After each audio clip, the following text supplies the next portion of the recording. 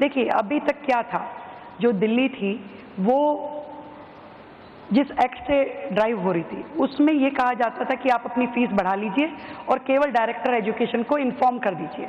अपना दिल्ली का एक एजुकेशन फी एक्ट हमने बनाया जिसमें हमने इस तरीके का पूरा प्रोसीजर बताया कि यदि कोई भी स्कूल अपने लिए फीस बढ़ाने की दिशा में जाना चाहता है तो उसे ये प्रोसीजर इस्तेमाल करना पड़ेगा। मुझे हमेशा ऐसा लगता है कि देखिए, किसी भी राज्य की जनता की थोड़ी सी डिमांड्स होती हैं।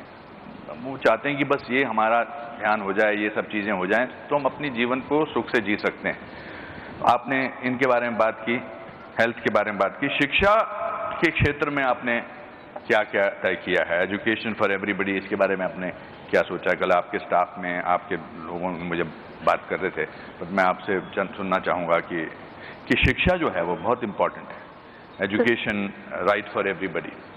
बिल्कुल बिल्कुल, आपने बेहतर प्रश्न किया। शिक्षा एक बहुत प्राइमरी मुझे लगता है कि ज़रूरत है किसी भी राज्य के लिए। और हमारे जो स्कूल हैं दिल्ली में 1071 सरकारी स्कूल हैं और 1600 साढ़े 1600 जो हैं वो प्राइवेट स्कूल हैं।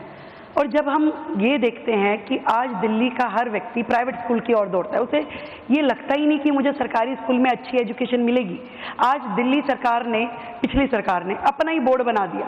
अब आप मुझे बताइए कि दिल्ली में का एक छोटे से राज्य का अपना बोर्ड हो तो क्या वो बच्चा नेशनल लेवल पे, इंटरनेशनल लेवल पे सब सर्वाइव कर पाएगा?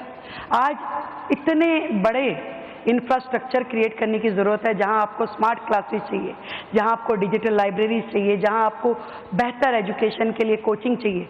दिल्ली में हमने एजुकेशन की फील्ड में काम करते हुए ये तय किया कि हम पूरे के पूरे अपने शिक्षा तंत्र को इतना मजबूत कर दें कि फिर कोई पेरेंट्स अपने बच्चे को ये ना कहे कि मेरा बच्चा फाइनेंशियल अपनी कमी होने के कारण अच्छे स्कूल में नहीं जा पाया। उसको लगना चाहिए कि दिल्ली सरकार के जिस स्कूल में मैं पढ़ रहा हूँ वो बेस्ट है। उसके लिए हमें जो स्मार्ट क्लासेस उन्हें देनी है, उसके लिए हमने 125 डिजिटल लाइब्रेरीज का प्लान बनाया है, 100 लैंग्वेज लैब्स, क्योंकि आज क्या है, बच्चा जर्मनी चाहता है कि मैं जो फ्रेंच में सीखूँ, मैं जर्मन सीखूँ, मैं इंग्लिश सीखूँ, ताकि हमारे सरकारी स्कूल का बच्चा भी अपडेटेड हो। अलग अलग करिकुलम हमने डेवलप किए हैं। और यहाँ तक कि जो एक नेक्सस चल रहा था प्राइवेट स्कूलों में फीस को लेकर के, कितनी भी फीस कोई भी स्कूल बढ़ा देता था और सरकार जो थी वो अंडर टेबल उनसे सेटिंग करती थी। पेरेंट्स परेशान होकर लड़ते बिड़ते रहते थे, कोर्टों में केस चलते रहते थे।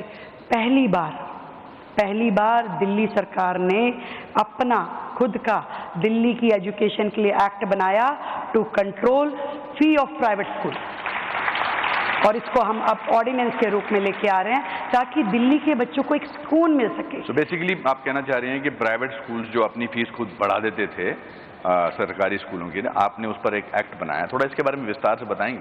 देखिए, अभी तक क्या था, जो दिल्ली थी वो जिस एक्ट से ड्राइव हो रही थी उसमें ये कहा जाता था कि आप अपनी फीस बढ़ा लीजिए और केवल डायरेक्टर एजुकेशन को इन्फॉर्म कर दीजिए।